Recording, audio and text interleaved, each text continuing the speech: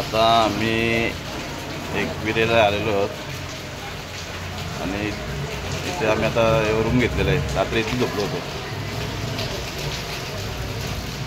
बंगले आहेत तिथे. आणि आता इथून लोणावळ्याला फार्म हाऊसवर आम्ही जाणार आहोत. फार्म हाऊस बुक केलं आहे ऑनलाईन आधीच. आणि रात्रीपासून एकविरेला एवढी गर्दी आहे, एवढा पाऊस पडतो तरी पण